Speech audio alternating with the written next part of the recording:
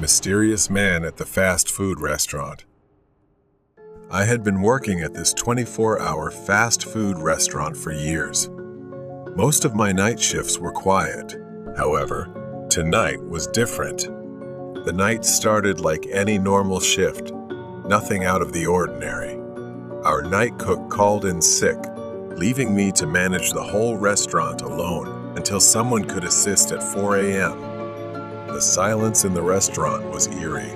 With no customers around, I spent time cleaning the kitchen, focusing on scrubbing away the grime. Then, I heard a loud noise coming from the front of the restaurant. There was a man outside the entrance. He was standing there, his face pressed against the glass, peering inside and banging on the door. He didn't seem normal, which made me feel uneasy. The door was locked. I approached the glass, trying to stay calm, and gestured for him to go around to the drive-thru. He didn't respond, just stared.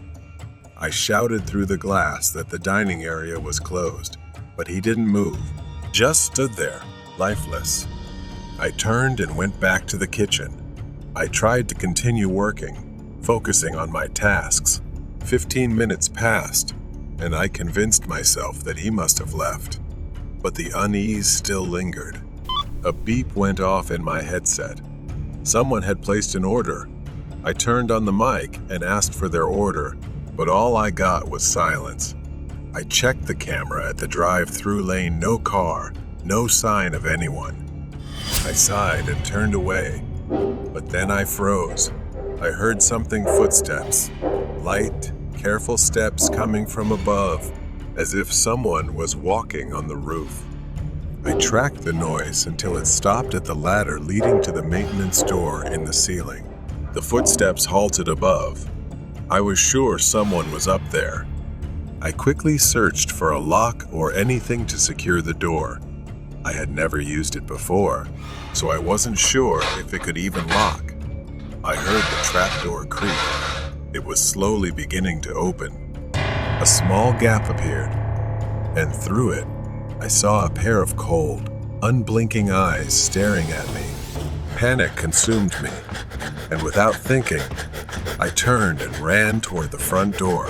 I bolted outside to my car, gasping for air, my heart pounding in my chest. Trembling, I called the police and described what was happening. From the safety of my car, I glanced back at the restaurant, my eyes scanning the windows, and then I saw him. A shadow moving near the counter.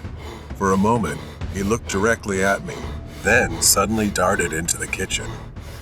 The police arrived and searched the entire building, inside and out, even checking the roof.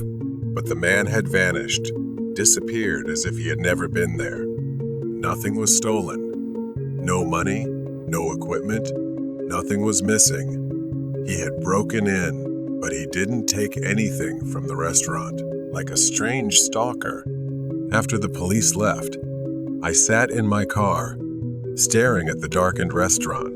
My mind kept replaying the moment I saw him look at me in such a strange and unsettling way. I went back to work. My boss had installed a lock on the ceiling door, a safety measure that should have been done long ago. But my job was never the same. From then on, I startled at every sound, never knowing if he would come back. Red bracelet.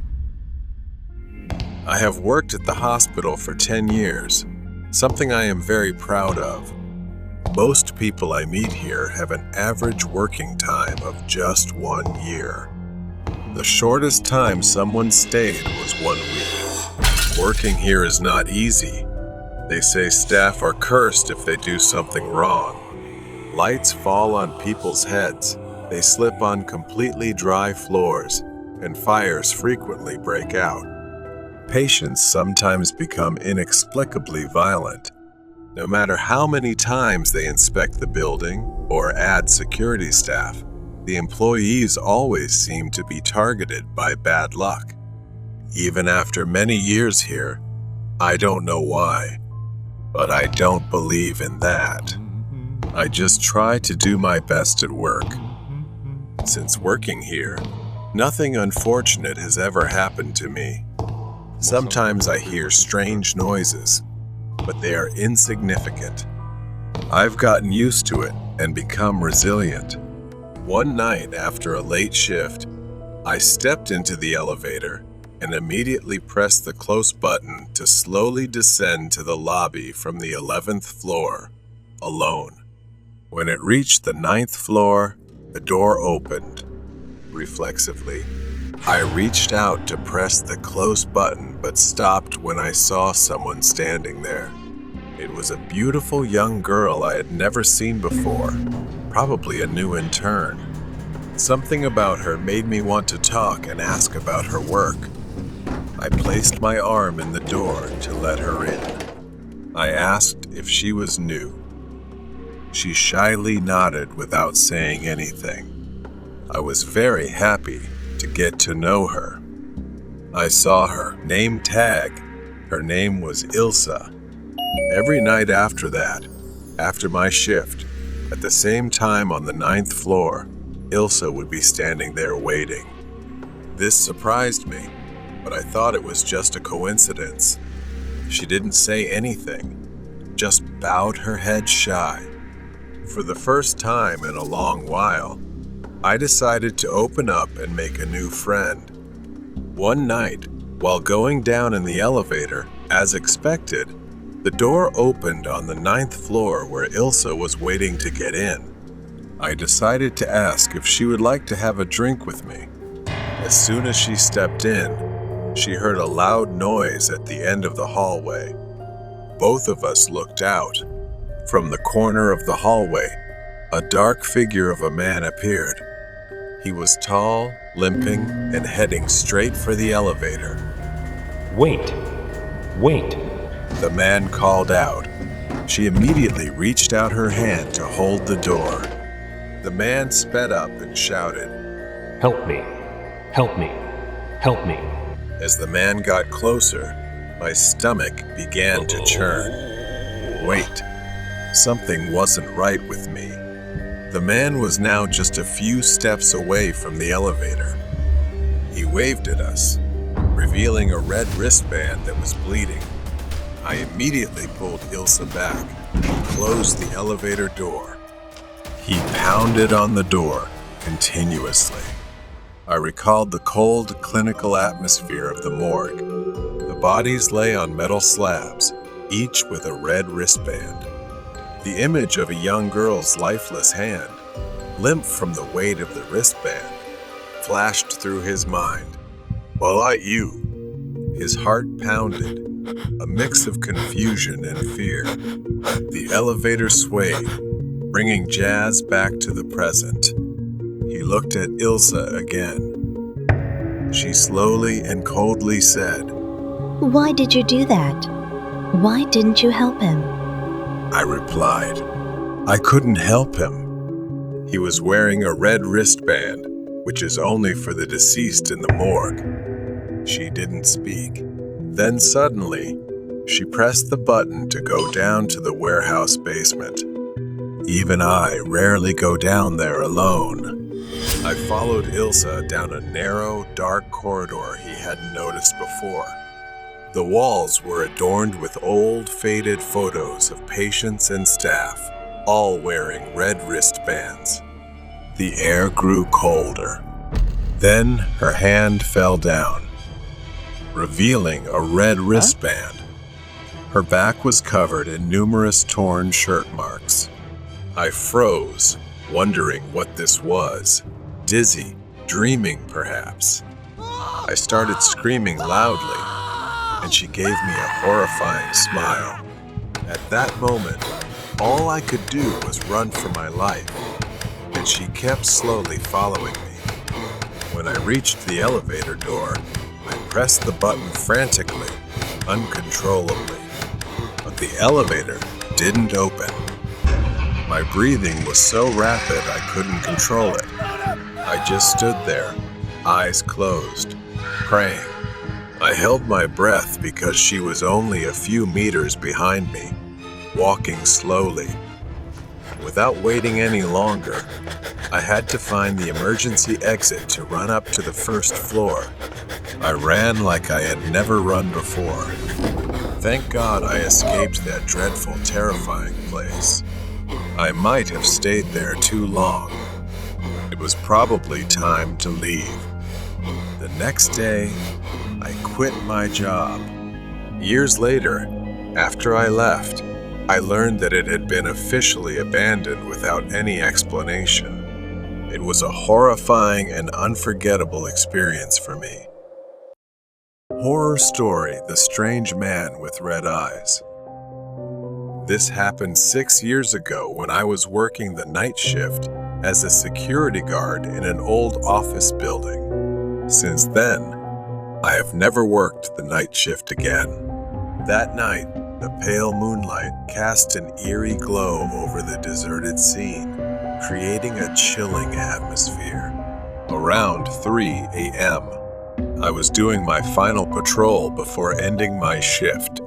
As I walked through the dark hallway, I heard strange footsteps. I looked around, but saw no one. The footsteps continued, seeming to come closer to me. I started feeling uneasy, trying to stay calm and continue my work. But just as I reached the security room, the door suddenly opened. A man with disheveled hair and bloodshot eyes walked in. He was wearing a long black coat and carrying an old suitcase. There was no one around, and I couldn't understand how he got into the building at this hour. I swallowed nervously, trying to speak to him. Do you need any help? I asked, my voice trembling. The man didn't answer right away. He just stared at me for a long moment. Then he opened his mouth, his voice raspy like the wind through a crack in the door. I need to go to a very special place, a place you will never forget.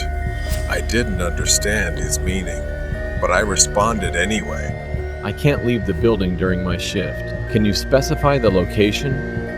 The man smiled in a strange way, his thin lips curling up.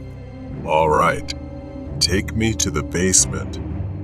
I was surprised, but didn't want to cause trouble, so I nodded and led him there. We stepped into the elevator, the air inside becoming oppressive. When the elevator doors opened at the basement level, a cold draft swept in. The man stepped out first, and I followed, feeling more anxious. He stopped in front of a small room, its door long locked. I didn't remember ever seeing this room before. The man pulled out an old key from his coat pocket, unlocked the door, and stepped inside. I stood outside, not daring to follow. I've reached my destination, he said from inside. Thank you for guiding me. I turned to leave, but suddenly he appeared right in front of me, as quick as lightning. He placed his hand on my shoulder, gripping so tightly that it hurt.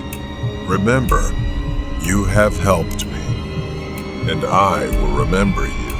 I screamed, trying to break free, but I couldn't. A sharp pain shot through my chest, and I collapsed. My eyes gradually closed. I gradually saw the door of the room closing before my eyes, accompanied by his satisfied, creepy laughter. And then I fainted. When I opened my eyes, I was lying in a hospital bed. The doctor said I had a heart attack but was lucky to survive. I recalled the man and asked everyone around about him, but no one had seen him, and the security cameras recorded no one but me. From the video extracted from the camera, it seems that I was talking to myself in front of the hallway door and then collapsed on the floor. It seems that I was taken to the hospital by the neighbors. I was haunted by his final look and his mysterious words. I could never forget that raspy voice. And every time I remember, I feel a chill down my spine. I had once guided a mysterious man, and it had changed my life forever. The Blonde Girl. This is a story that happened a long time ago when I visited my local library. I have always been drawn to the lonely silence of old libraries. The air inside was heavy with the smell of old paper and dust, and the walls were lined with towering bookshelves that. I remember that I went there to borrow a few educational books. The internet existed at that time, but you couldn't just Google anything you wanted to know. The more conventional method for me was to go to the library and check out books on the subjects I was interested in. Anyway, I drove to the library, which was only about a 5-minute drive from my house. I walked in just as the library was about to close. I thought I was the only one in the library. As I walked through the aisles, my footsteps echoed softly on the wooden floor. The daylight outside was fading, casting long, strange shadows through the narrow windows. The library was quite large, and I headed to the section of books I was looking for. I felt immersed there. The silence was pleasant, only occasionally broken by the rustle of turning pages. I started looking for the best books to borrow. I spent a few minutes browsing and comparing the books. As evening approached, I decided to look at a particularly intriguing book I had found on spirituality, the supernatural, and horror. It was the only one on the shelf, and I picked it up. Some passages of the book talked about a blonde girl who had been brutally murdered, horrifically, by ancient cursed legends. She was like a sacrificial offering. Just as I was about to leave, a chill ran down my spine. I glanced over my shoulder and saw her, a blonde girl standing in the far corner of the library. She was partially obscured by the shadows, the light fading dimly. There was something unsettling about her presence, an eerie silence that seemed to absorb all sound around her. She seemed almost out of place. This woman appeared quite young, with blonde hair, wearing a polka dot headband as if from many decades ago. My heart began to race. The girl didn't move, her gaze fixed on me with an intensity that made my skin crawl.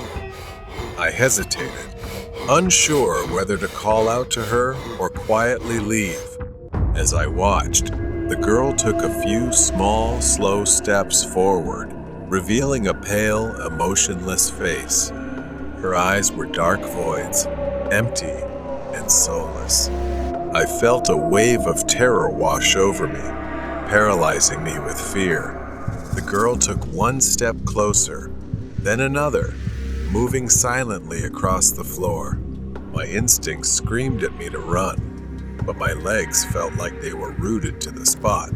She moved closer, her movements deliberate and haunting. When she was just a few meters away, she stopped and tilted her head to one side, as if studying me. Finally, I found the strength to move. I slowly backed away, my eyes never leaving hers. The girl remained still, staring at me with her empty, terrifying gaze. I turned and hurried towards the exit, clutching the book tightly. The oppressive silence was broken only by the sound of my footsteps echoing through the library. Then, suddenly, whispers grew louder, as if speaking directly into my ear, a mixture of voices seeming to come from everywhere. I looked around frantically but saw no one, and I couldn't determine their source. The library, once a sanctuary of knowledge, now felt like an abandoned house. As I fled, the whispers followed, growing more insistent. Panicking, I turned back, but the door had vanished, replaced by an endless corridor of bookshelves. The whispers were now deafening. I clutched the ancient book to my chest. I could see her clearly. The girl stood just inside the threshold, her black eyes sewn shut. Her mouth opened in a silent scream, as if cursing. Her face was grotesquely distorted, and she was holding a box containing something that looked like two eyes. I reached for the door and flung it open, the cold night air hitting me like a physical blow. As I made my way to the exit, I glanced back one last time. In the corner where the girl had stood, I saw a lock of blonde hair lying on the floor, glinting in the sunlight. The whispers had vanished, but the haunting feeling remained, a reminder that some secrets are better left undiscovered. I never spoke of what I saw that night. Sometimes, as I lay in bed, I was reminded not to mention the girl. She would scream, tears that couldn't fall because she had no eyes. If I spoke, she would be in danger for being exposed. Perhaps we had made a spiritual connection. She looked so pitiful. I didn't know what else to do but go to the church and pray for her. 2 months later, the dreams began to fade, and I rarely saw her in my sleep anymore. Perhaps it was a good thing for her. The Yin and Yang Train. The Midnight Express was a train shrouded in mystery and fear. It was said to appear only once a year on a stormy night, traveling through the remote countryside. Legend had it that those who boarded the train never returned. As a journalist for a local newspaper, I had always been skeptical of such tales, but I couldn't resist the lure of a good story. This year, I decided to investigate. It was a dark and stormy night, fitting for the task at hand. I drove to the old, abandoned train station where the Midnight Express was rumored to appear. The station was in disrepair, with weeds growing through the cracks in the platform and broken windows staring like empty eyes. The air was thick with anticipation and the distant rumble of thunder. I set up my camera and waited, the rain pouring down relentlessly. Just as I was beginning to doubt the legend, a distant whistle pierced the night. My heart raced as I saw the faint glow of the train's headlight approaching. The Midnight Express emerged from the darkness, an old steam engine with an eerie, almost spectral appearance. The train slowed to a halt, its doors creaking open. Despite my fear, I boarded the train, determined to uncover the truth. The interior was surprisingly well preserved, with plush seats and dim, flickering lights. The air inside was cold, and an unsettling silence hung over everything. I took a seat and prepared my notebook and camera, ready to document whatever I encountered. As the train began to move, I noticed that I was not alone. A few other passengers were scattered throughout the train, all of them staring straight ahead, their faces devoid of emotion. I tried to strike up a conversation with the man sitting across from me, but he remained silent, his eyes empty and hollow. A shiver ran down my spine. The train moved through the night, the storm raging outside. I decided to explore the other cars, hoping to find someone willing to talk. As I walked through the train, I noticed the passengers all had the same vacant expressions. They seemed more like mannequins than living people. My unease grew with each step. In the last car, I found a conductor. He was an old man with a weathered face and piercing eyes that seemed to see right through me. Can I help you? He asked, his voice gravelly and cold. I told him I was a journalist investigating the Midnight Express and asked about the passengers. They are souls trapped between this world and the next. This train is their purgatory, a place where they must confront their past sins before moving on. I felt a chill as I realized the gravity of his words. Why am I here? I asked. The conductor's eyes, darkened. You sought the truth, and now you are part of it. You must face your own demons before you can leave. Panic set in as I tried to leave the car, but the door wouldn't budge. The train began to feel like a prison, the walls closing in on me. I ran back to my seat, hoping to find some way out. The passengers' faces seemed to contort into grotesque masks, their eyes following my every move. Desperate, I looked out the window, but the landscape had changed. Instead of the familiar countryside, I saw scenes from my own life, moments of regret, guilt, and pain. The train was forcing me to confront my own past. As the storm outside intensified, so did my memories. I realized I had spent my life running from my mistakes, never facing the consequences of my actions. The train slowed to a stop, and the conductor appeared again. It's time, He said. With a deep breath, I stepped off the train and into the unknown, ready to confront my past and seek redemption. The Midnight Express disappeared into the night, leaving me alone on the platform, but no longer afraid. I had found my story, and it was one that I would carry with me forever.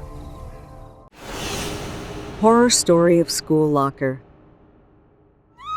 Sure, here is the translation of your text into English. A few days ago, Anna attended a party. The police showed up, and everyone scattered. Anna took a shortcut, fell into the river, and has been missing since. When they found her, she was no longer alive. She had passed away. The principal asked Kat to clean out Anna's locker. It had been a week since the funeral, and ANA's mother still hadn't come to collect her belongings. Kat nodded, feeling both curious and fearful. Anna had been one of the popular girls, always surrounded by friends. The news of her sudden death had shocked everyone. She wasn't like that. I was quite shy and had almost no friends. She approached the locker, its dull gray door a stark contrast to the vibrant memories of its owner. She twisted the combination lock, and with a metallic click, it opened. Inside, the locker was neatly organized. It only took her a few minutes to scoop Anna's belongings into her backpack. There were just a few textbooks, a small makeup pouch, and a neatly folded scarf remaining. As she reached in to gather the items, a strange gust of wind brushed against the back of her neck, sending a shiver down her spine. She glanced around, but the hallway was empty. She picked up the scarf, its silk smooth and cool. She remembered that Anna always wore this scarf like a treasured possession. It seemed that she really loved it. Suddenly, a whisper echoed in the confined space, telling her that the scarf was beautiful and would suit her perfectly. Her heart pounded. Perhaps she had imagined it. She continued cleaning the locker, but the unease lingered. As she closed the door, the whisper came again, more insistent this time, telling her, Wear it always, and everyone will admire you. How could she refuse? Even as goosebumps rose on her skin, she nodded and tied the scarf around her neck. Although it was silk, it felt heavy, pressing down on her bones. Kat looked up at the mirror and almost screamed. She didn't just look like Anna in that moment. She was Anna. The scarf somehow warped her skin, transforming her face. She pulled with all her strength, but it wouldn't come off. Her elbow struck the mirror, causing it to bleed. Then a voice whispered, It's okay.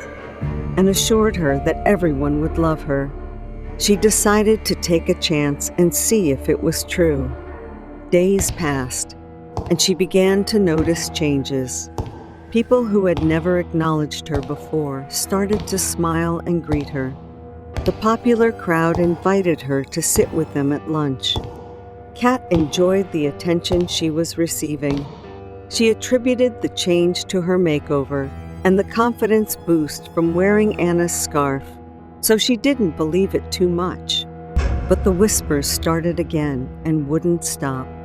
Every time she looked in the mirror, she saw Anna's reflection staring back at her, smiling that familiar, haunting smile. It was as if Anna was still there, watching, waiting. Day by day, the whispers grew into screams in her head. Panic set in.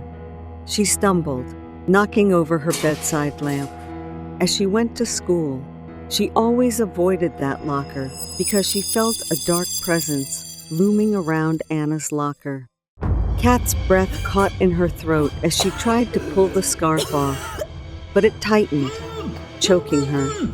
Then a voice echoed in her head, asking what she was doing.